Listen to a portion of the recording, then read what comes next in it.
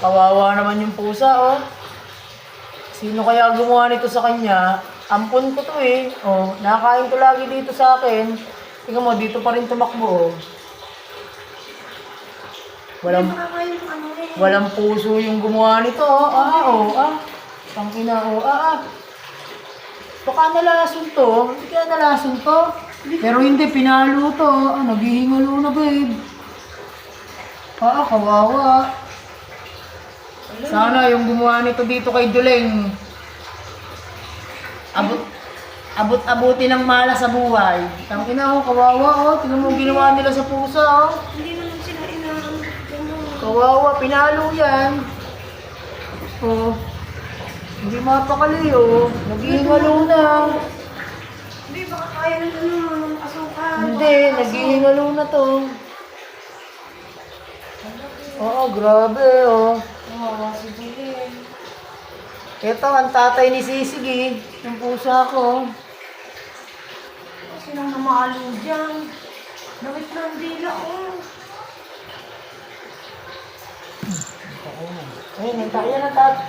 Ito ang anak niya niyo, yung pusa kong pogi, oh. Yan ang anak. Oh. Kawawa, oh. Ano yung pinalo ko na lasong? Nalasong kaya ba? Yung dila, yung ano. Basag yung panga, eh, oh.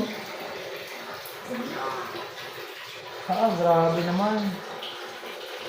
Wala na, papatay na. Kaya pala, sabi ko sa'yo, may inaano sila, eh.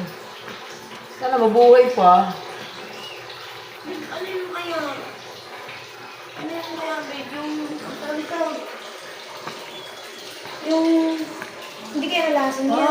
Tignan mo, oh. Grabe yung nangyari. Mabait naman ito. Ano ang ginawa nila? Galing. Baby, dito pa ina.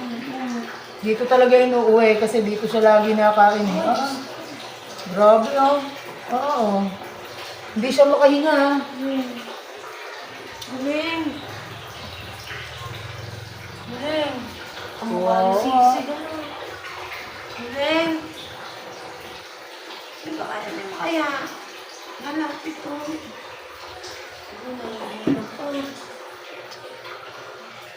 Hindi na siya makahinga, eh. Kaya ganyan na, hindi na makahinga, oh.